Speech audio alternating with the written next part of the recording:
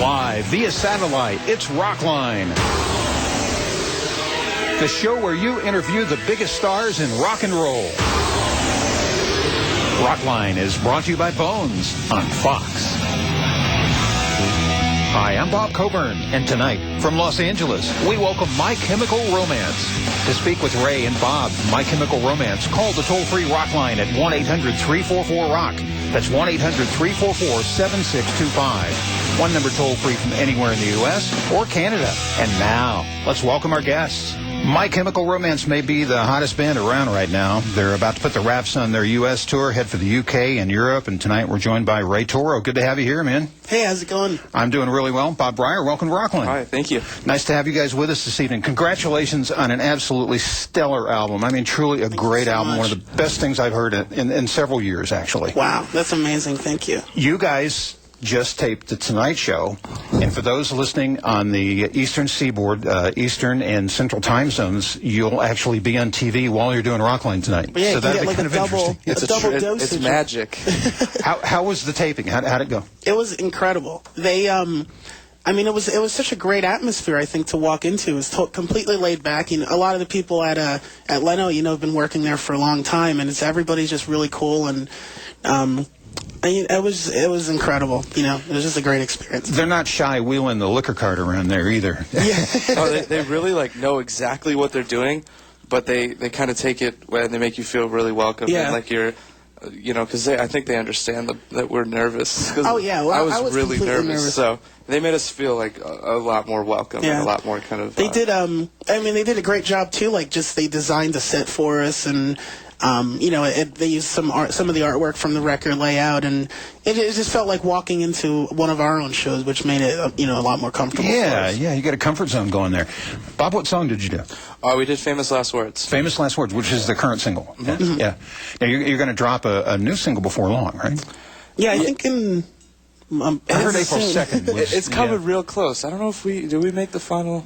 Yeah, I don't know if we decided for sure in the U.S. I know in overseas, where this single that's out right now is "I Don't Love You," but I don't think we've decided yet what we're going to go with for next. All right. Well, we'll wait for you guys to make a final decision on that one. We'll let you know. Yeah. You guys are getting almost unanimous positive reviews for this tour. Ray, how's it feel to you now that you've been into it and the band's settled in? How's this tour feel to you? Well, it's like a dream come true. When we walked into rehearsal, we had like two and a half days of rehearsal, and we walked onto stage, and when you're planning a tour, you come up with all these ideas, you come up with cool set designs and set pieces, and you just want to try all these different things, and all the ideas that we wanted to try and all the things that we ever wanted to put on a show like this were there waiting for us. And we're so lucky to have such an incredible crew that works with us, and they work themselves to the bone every day to set up the shows, and I mean I can say nothing more than that. It was a dream come true. I know as a fan and watching the concert that this album is special, as I said a minute ago, and you come out, Bob, as the band The Black Parade and play the album all the way through. Was there heavy discussion about whether to do that or not? We talked about it a little bit, and it was pretty obvious to us. I think the record really deserves it. Really, it's something that when we put it together, every single song on it has a really special meaning to us, and it wasn't single driven, and it wasn't we have these like 3 or 4 really good songs, but we need to fill this up with 13, 14 tracks. If we didn't like it and we weren't 100% positive about it and it wasn't special to us, it didn't make the record. So if you have a record like that completely tells a story all the way through, we wanted to kind of take that story and put it into, visually and put the show on. So it's something that we feel, the record deserves to be put on like that. And it kind of, it just feels like one whole story happens, we leave the stage, we come back, and then we kind of let the more raw set come out, and that's when we play older songs. It's weird, doing the set the way we do, because the Black Parade, like when we play that, I think it's the one kind of experience for the for the listener and the people that are there. then when we come back for the My Chem set, there's a total different energy, and when we did it the first night, I don't know why, like we're so lucky to be playing, larger venues, but when we come out for that My Chemical Romance portion of the set, it feels like playing like clubs. I don't know why, but that's awesome. just the energy, and we just have such a great time, and it's just like I said before, it's just like a dream come true to be able to put on a show like that for people. I will give our listeners the phone number. It's 1-800-344-ROCK. I'll be honest with you, though. We opened the lines 35 minutes ago, and they have been jammed since. And we will begin musically tonight on Rockline, as the band does with The End.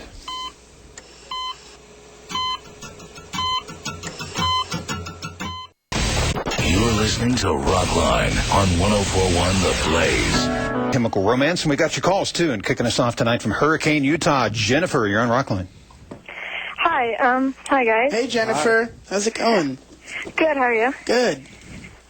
My question is, the tour that you're doing now, is that for the DVD? Ooh. No.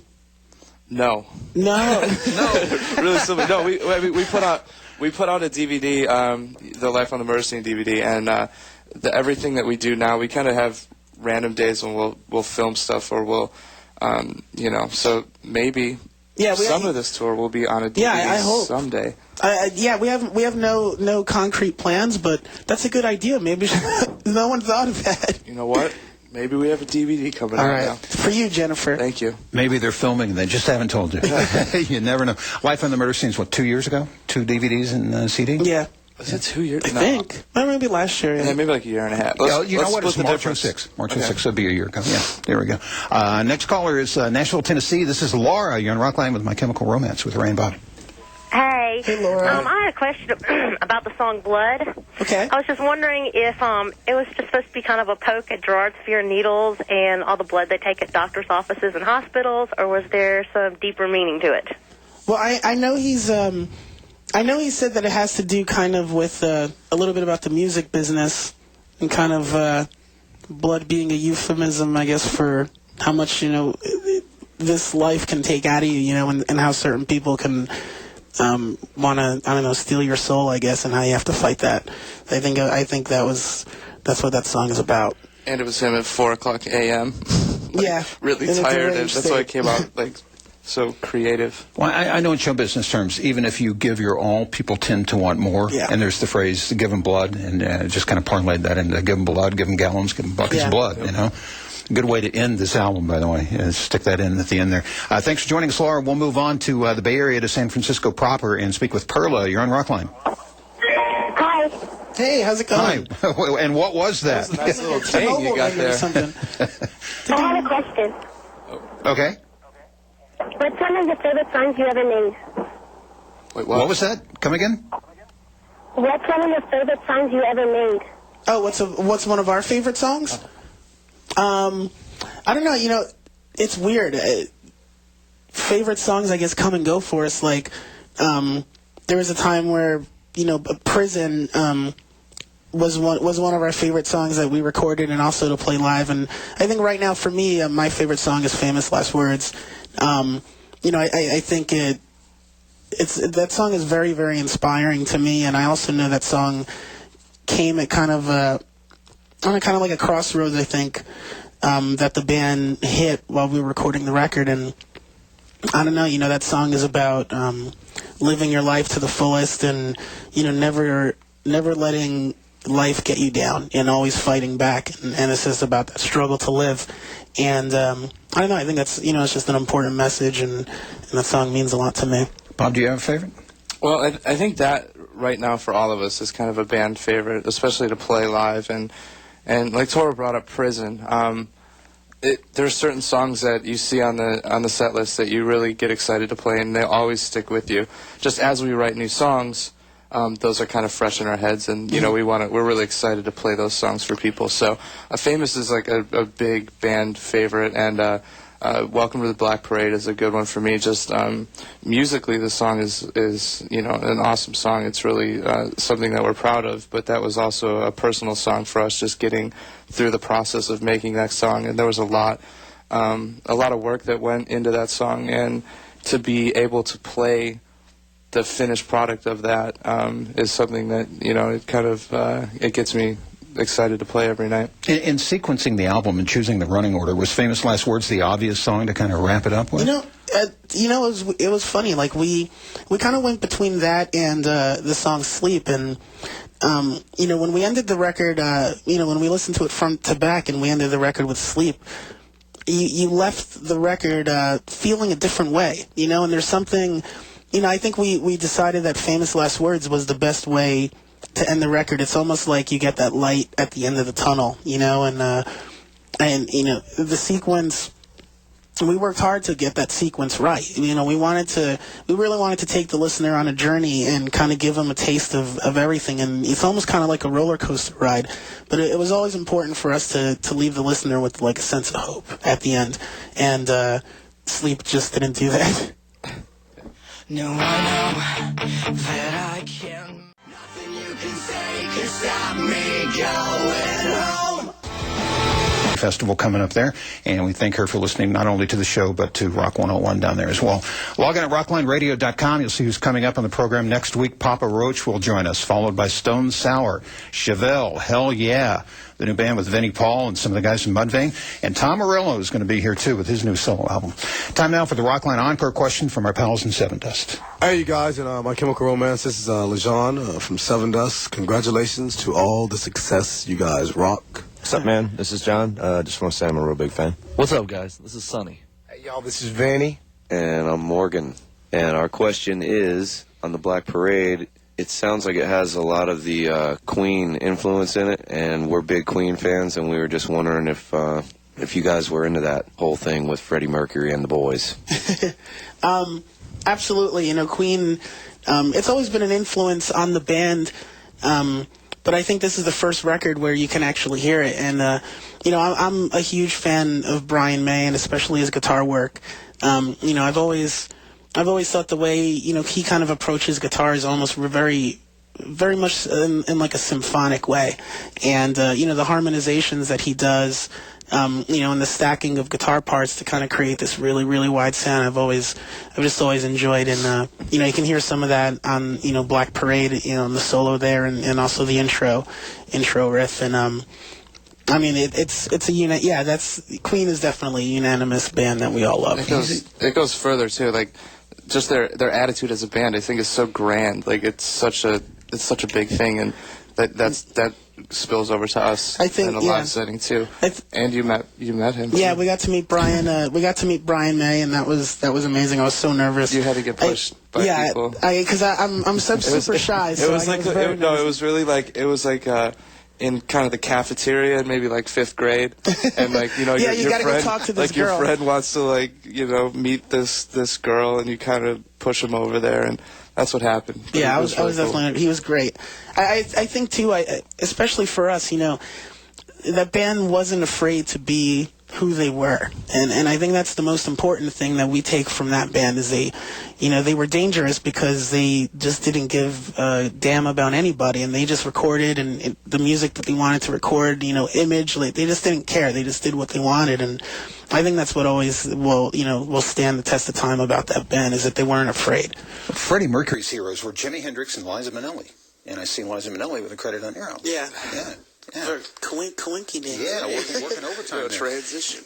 And Brian May played that, still does, that essentially homemade guitar. Oh yeah, he he made that guitar, and Deacon he made his amp, and I think he made it from like spare car audio parts or something, and he built that amp, and he uses that treble booster to get his tone, and they built that all themselves, and he still plays it. Brian May has a doctorate in astronomy. Wow. And he said, I'm going to send you my book. So I'm expecting a big photo book with Queen pictures and all that. I get this book in the mail, The Complete History of the Universe. Wow. From the Big Bang on down. Everything. That rules. Yeah. I didn't know that. I had no idea either. You want to take some calls? Let's do it. Let's go back to it. We had the Denver, Colorado this time around. Abby, you're on Rockline. Hi, I'm Abby. Hey, Abby. And after after the school shooting at our school, and after a couple people we know died of cancer, I was wondering what advice you might have for people with depression and who struggle with alcoholism and drug addiction. Wow. Well, I think there's a lot of people that kind of see us as, since we are so open about telling people that it's okay to, if you have a problem, it's okay, don't hide it, be open about it, talk to the people that you need to talk to get help with what you do. And a lot of people will say, how do you say that stuff? You aren't a professional, and you aren't a counselor or something like that. That's not the stance that we take on it. We take what we do, and if we can be on a stage and talk to a bunch of people that will listen to what we say and make them know that it's okay, that there's a problem, and let them know to go get help, and that there are a lot more people that have those same problems. It's not just them, and they're not alone. And if they'll listen to us to go get help, then that is kind of, it's really important to us. And I think that's just the main thing, is just know that you will be okay, and you can go get help. And there are people out there that are really good at helping people with problems. Yeah, I think that's, like you said, that's the most important thing is, sometimes you feel the whole world is against you, and, you feel like you have nobody to talk to, and, no one will understand what you're going through, and, that's not true. There's always someone you can talk to, and, whether it's, I don't know, the priest, or, I don't know, a teacher that you have a good relationship with. If you can't talk to your parents, talk to a friend, and there's also, helplines that, if you feel like you have nobody in your life, there's people that are just willing to listen and willing to help. And, the most important thing is to go get it, because, life is too important. There's too many good things in this world to experience, and to throw your life away, whether it's, deciding on suicide, and, that's not an answer. It only creates, more problems. And it's kind of like, it really is the easy way out, and it's not the right thing. There's just too much good in this world to experience to take that route. And, if anyone out there that does have problems, please go and talk to somebody, because there are people there for you. You're very smart guys to realize that along with your celebrity comes empowerment, and one of the powers is to influence people. Yeah. Not to advise necessarily, but to influence. And that's great stuff. Thank you both. We will shift gears and head to North Carolina, to Banner Elk, to talk to Susan. You're on Rockline with Bob and Ray from My Chemical Romance. Hi. Hey, how's it going, Susan? My question was, what was the inspiration that led you to write the song Cancer, and do you think you'll have a video out for that song?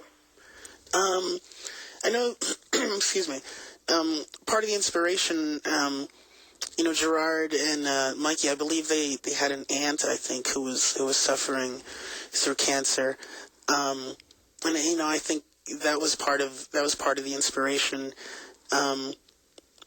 I also know, and this is, I'm sure Gerard would know better, because he's, he writes the lyrics. I think that song comes from a different place. And, besides that, and it's also a metaphor for something, and I'm not sure exactly what.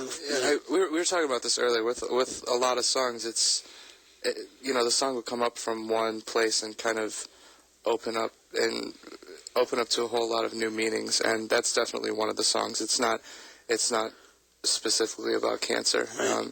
There's a lot of meanings behind all the songs, and what was the other? A video. Oh, is there a video? No, I don't think right now we have no video plans. I think we'd eventually love to make a video for every single song, but right now, no. Yeah, that song. That song is. I'm glad you asked about it, though, because it gives us a chance to talk. About it. That song is, is very, very important to us, and it was a tough song to put on that record, because whether it is a metaphor for something else, it does directly talk about cancer, and I had a hard time coming to grips with that, and I questioned whether it was the right thing even to put it on the record. And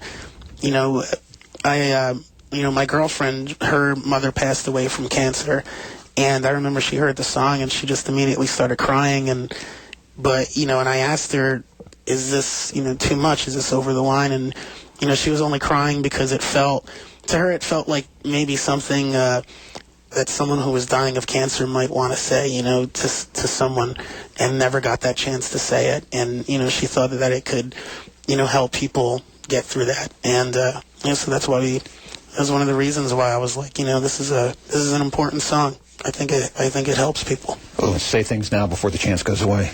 Because it quite often does. The previous album, Three Cheers for Sweet Revenge, not too far apart from this latest album, Black Parade. You may have a video for every song before you guys are done with all the singles on there. Will there be a longer gap between albums this time, do you think? I don't know. It's fun. It's funny. Like we go back and forth. I think from. Because we love writing. We're always writing stuff, whether it's full songs or just demos that people are recording on their own, or just stuff that we run at soundcheck. We love writing, so we also love playing this record and playing songs from Revenge and doing this tour. And so it's kind of like where do you put your time? And I don't know. Me personally, I think it would be interesting to take a break, because I would like to see musically where we would be.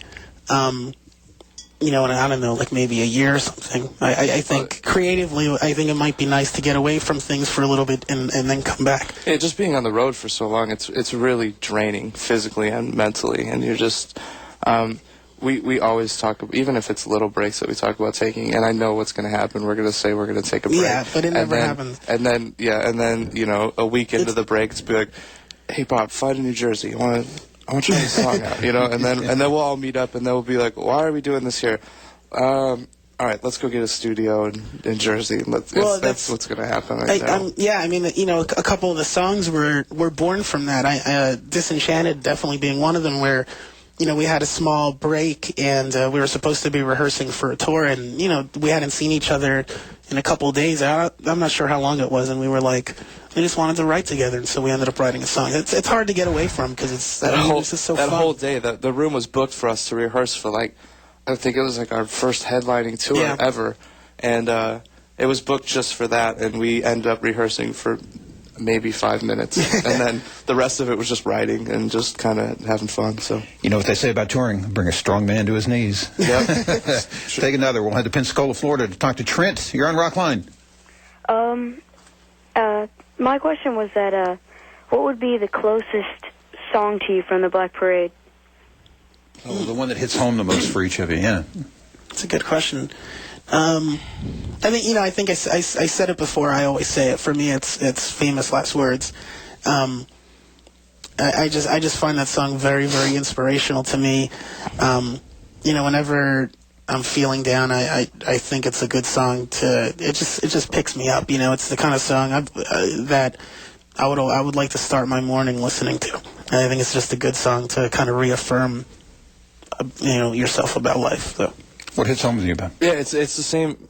It's kind of the same thing as the question we talked about before. For me, like Toro says, that song is going to be our favorite song off this record, and it's just a song that makes you feel good and good to play, and you feel good when you play, and you feel good when you listen to it, and that's just really important to us. So. We are going to play Welcome to the Black Parade, and Bob, for you, with the military drum beat in there, was that obvious, something that you grew into as the song developed? Tell us about that. Well, that song, like I said before, it was really hard to get through. The song was done, and it was something that they had even played around with before I was even in this band, and it came back up, and the song was done in a totally different direction, and Gerard had this idea, and him and Toro sat down and came up with this, a new section to it, and we ended up kind of playing with that, and then all of a sudden the snare drum idea came up, so we're like, oh, we need an old snare drum, and they brought an old snare drum, and we laid that down, and that was all stuff that just got added after we kind of scrapped the song the first time we recorded it, and we also wanted that song that would kind of take, kind of encompass the record, and that just, it completely made sense to put that on there and give it the marching feel.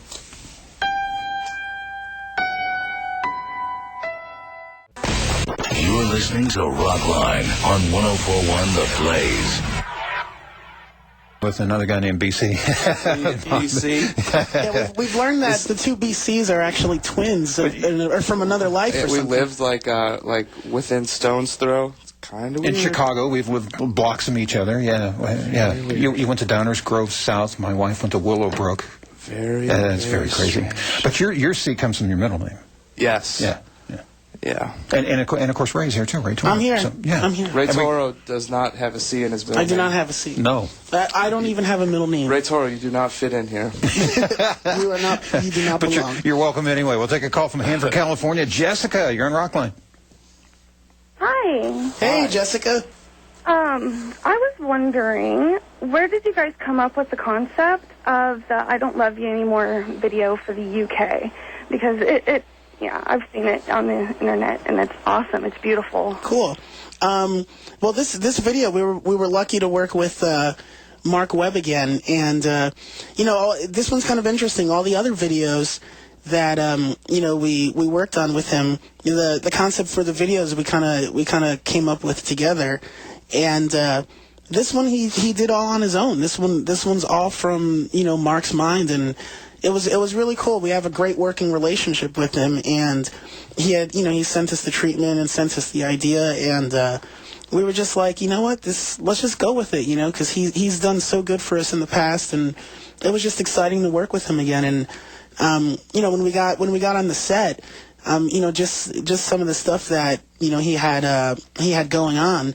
The shots are very, very storybook. They look like it looks like a living book, and visually he really, he did an amazing job on this, and so that was, all the credit goes to him. It was all him.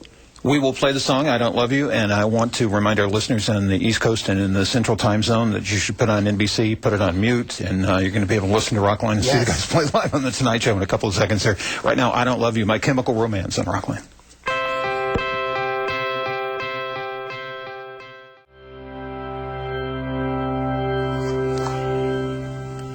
My Chemical Romance for you on Rockline, and Bob Coburn, joined by Bob Bryar and Ray Toro. And your calls at 1-800-344-ROCK. And, of course, the name of that song, I Don't Love You. And that probably, we think, may be the third single in the U.S. we established earlier on. Maybe, may not. A definite maybe. Maybe, may not. It is in the UK. Overseas. It is. I think we're leaning a little bit towards... May not, 49%. We're being secretive. Yeah. I'm glad we could clear that up. That's a clue, though. That's a clue. Can you tell that we're out of breath? We almost didn't make it back on air, by the way. And they were socializing. And when we ran in, they were inside impersonating our voices, trying to see if they can come in here and do it in case we didn't make it in. We have the Stunt Bob and Stunt Ray joining us from MCR. Who's doing the really high-pitched voice? I have a high-pitched voice. We have a call from Jill, who may or may not have a high-pitched voice. She is in Cedar City, Utah, and is now in Rockline. Hey, Jill. Hi. Hey, Jill. No, not a high-pitched voice. It's a very nice voice. My question is, what is the craziest thing you've had a fan do in the past week? Whoa. Well, that narrows it down. You know what? I'm gonna drop the second half of your question, and just say that we were doing a signing at a record store, and I had somebody come up and show me pictures that they have taken of my house. That was kind of crazy. Yeah, your private residence.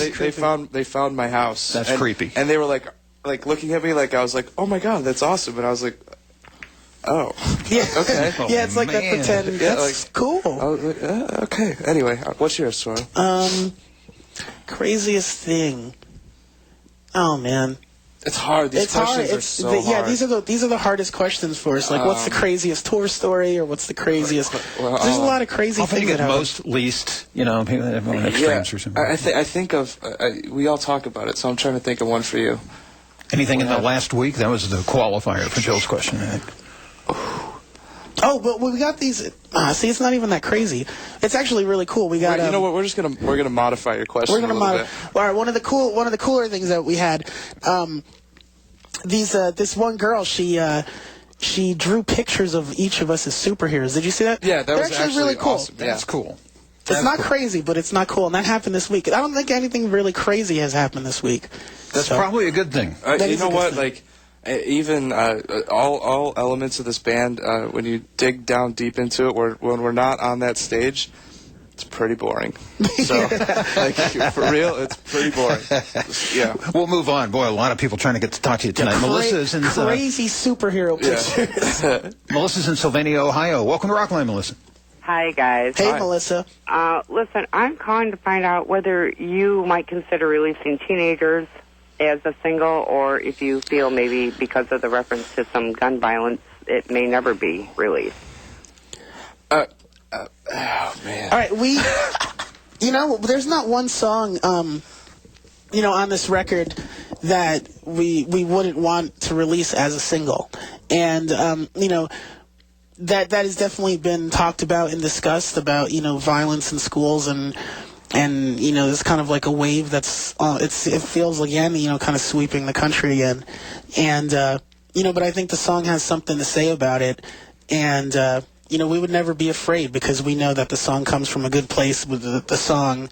And, just like none of our songs ever condone or, condone violence against other people, against yourself. So that would never be an issue with us. We know the song comes from the right place, and, we haven't made any decision on that, but that, that wouldn't stop us. Melissa, thanks. Let's talk to Kristen. She's in Oklahoma City. Kristen, you're on Rockline. Dude. Yo, hey. Kristen, are you still with us? Hi. Hey, Kristen, how are you? Hi. My question was, I live in Oklahoma, and you guys toured back here a while ago with Green Day. Yeah. And I've heard rumors that y'all are never coming back again because some horrible, tragic thing happened, and it, scared you guys away or something. No. That is not true. That is absolutely not true. We, we would love to come back. Yeah, I don't think there's anywhere. I don't think there's anywhere that we've been that we would not love to go back to, honestly. Yeah, for us, we love playing anywhere, and so if there's a club or there's a venue in Oklahoma or a basement that wants us to play, we'll play. Did they tell you what the tragic event was? Yeah. Did you hear what the rumor was? And that's what it is. Kristen? Huh? What was what you heard? I've heard that, since there's tornadoes here or something like that, that there was a tornado warning and freaked y'all out. No. This gets stranger and stranger. We have a saying on the show, Rockline sets the record straight. I'm glad we're able to give you guys a chance to do that. Yeah. That is categorically not true. I'm confused. We would love to come back, and we will. All right, we're going to Even if there's a hurricane. That's right. We'll beat it through. We'll be at the eye of the storm. We had a call from Hurricane Utah to kick off the show. Maybe that's the only hurricane you'll have to endure. So we're going to play another song right now from My Chemical Romance, The Black Parade, of course, the CD. And I get to pick the songs, and I like this one a lot. This is called The Sharpest Lives on Rockline.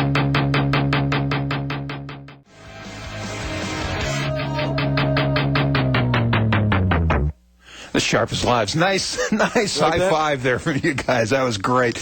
That should be your next single, gentlemen, just for my 2 cents worth here. We got Ray and Bob taking the calls from My Chemical Romance at 1-800-344-ROCK. Oh, a little body language going on there that I won't mention on the air. All right. We will see what the next single ends up being. We got Tina, who's in Pensacola, Florida. Tina on Rockline. Hi, guys. Hey, Tina. My question is, I was just wondering where the concept of the artwork on the Black Parade came from, especially the little marching skeleton guy. I just love him. It was Pepe, his name is, right? Yeah. Gerard has, he's a very, very visual person, and when the concept of the record came around and the songs came around and the album title came around, he has a lot of drawings that he does to kind of show his thoughts on it. And this one he decided not to use any of his stuff in it, and he kind of drew an outline and gave an artist called James Jean ideas, and he's a really famous comic book artist. He does a lot of famous comic book covers. So yeah, and, so he he does an amazing job. A lot of the influence from the costumes is from Sgt. Pepper's. And but it's kind of like a dark twist on it, and it's kind of our play on that.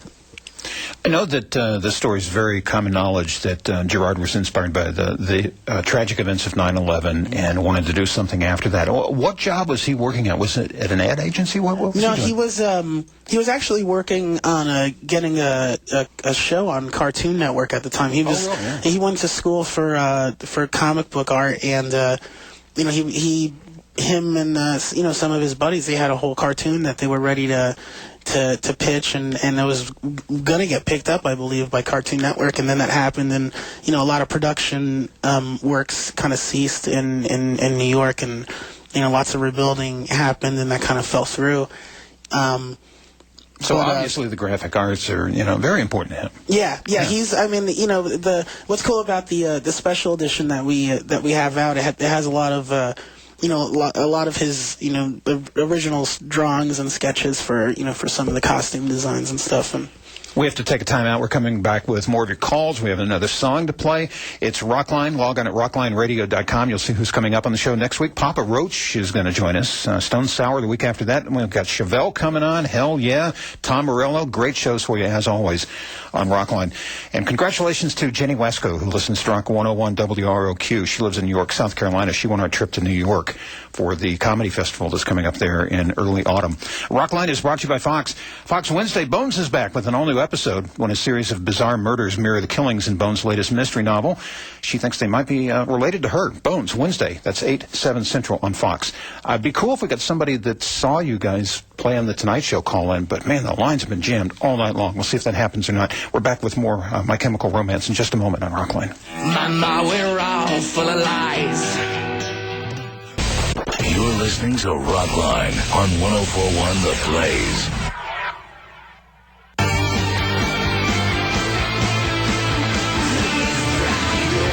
It's Rockline. We're back, and Bob Coburn. And look who's here. Bob Bryar and Ray Toro from My Chemical Romance. They're taking your calls at 1-800-344-ROCK. And we have Lisa in Crestview, Florida. Hi. Hi. Hey, Lisa. Hi. As a member of the MC Army, I've noticed a growing number of fans in the over 30 years old category. And I'd just like to know how you guys feel about seeing these fans at your shows. I mean, I think it's incredible.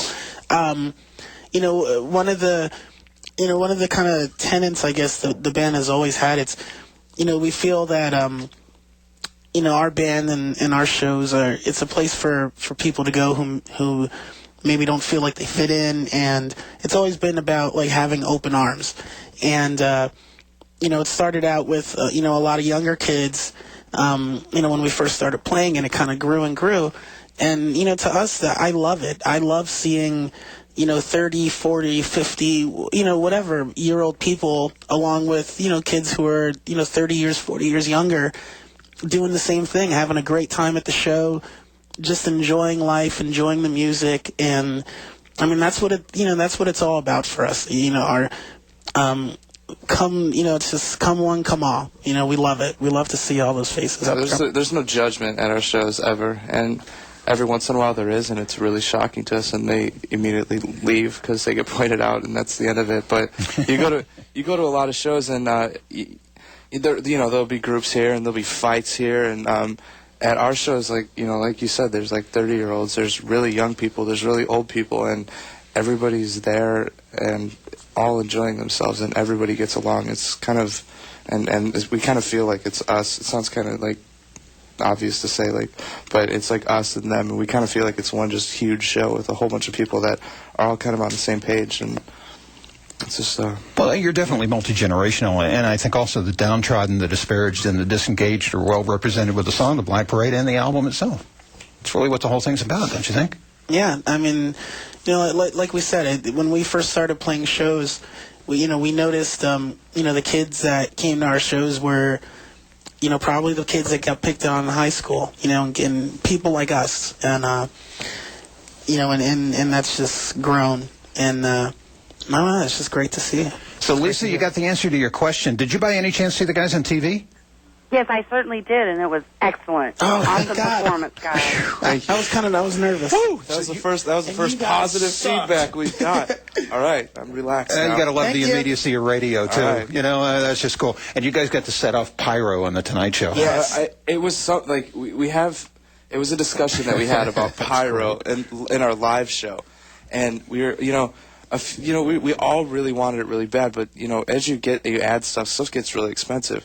One person, Ray Toro here, was like, absolutely, we have to have fire. I pushed for fire. Like, he was like, absolutely. He was like, we're not doing this tour without fire. And That's right, man. It's all about just going for it. He was so serious about it, and And we all wanted it, and we were like, you know what, we're gonna do it. And now when that fire comes in the set, it's one of the most exciting things ever. It's the best. It hurts. Thing. It hurts real bad. It melted I had a Band-Aid on my thumb the other day, and it melted it. But it's so worth it. And it was like a week ago maybe. I went into our production office, and I was like, you know what? We need the fire on Leno. And they were like, no way. They don't do fire on Leno. Are you crazy?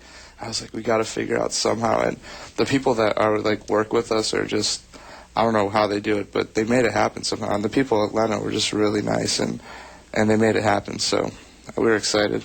And it was really hot. Yeah, also, it was really hot. I was sweating. Pushing for the fire and making it work. There you go. Let's talk to Ken in Omaha, Nebraska. Welcome to Rockline, Ken. Hi. Yeah, we saw you guys in Lincoln, and it was so great. I've been reading reviews of shows you've been doing, and for the most part, they've been really positive. A few of them, it seems, though, feel that you haven't taken the theatrical aspect of your performance far enough. Mm-hmm. What do you think about that? Going into the tour, that was kind of... We talked a lot about how far to go with the theatrics, and,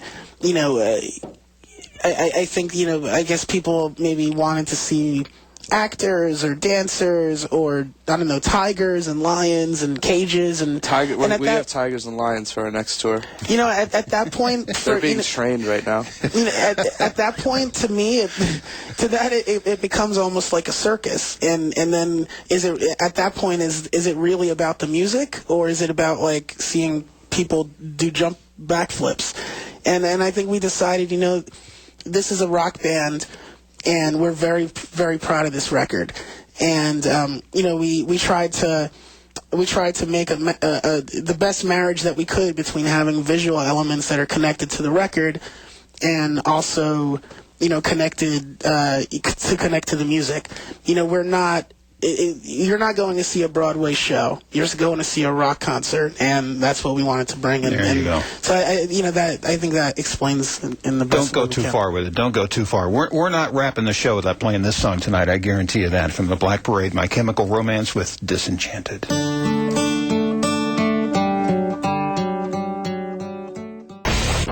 listening to Rockline on 104.1 The Blaze. That's the song you're ending the set with, right? That's right. Yeah. Yeah. Oh, yeah. Caught you off guard there. Yeah, whoa. Oh, I know. I was thinking the first set of the second set. Yes, the that's right, because you got two, yeah. Let's do our thank yous quickly. Thanks for listening, first of all, for calling in this evening. Always to our affiliate stations. To Mike Ridberg, Lynn McDonald. Lynn, thank you for everything. Everybody at Reprise Records, Brian Schechter, Riot Squad Management, Jeff P. from P2 Production. And you guys are about to put the wraps on the U.S. leg here. You're going over to the U.K., Europe. Any more U.S. states going to get added? We're adding stuff all the time. And we want to keep playing on this record. And, yeah. After the UK, we're coming back to the US, and I think in Canada too. And we're so proud of this record that we just want to go everywhere in the world to play. Well, we're going to let you, and we got to run right now. It's great to have both of you here. Thanks for coming. Thank you so much. I'm BC. I'll be seeing you.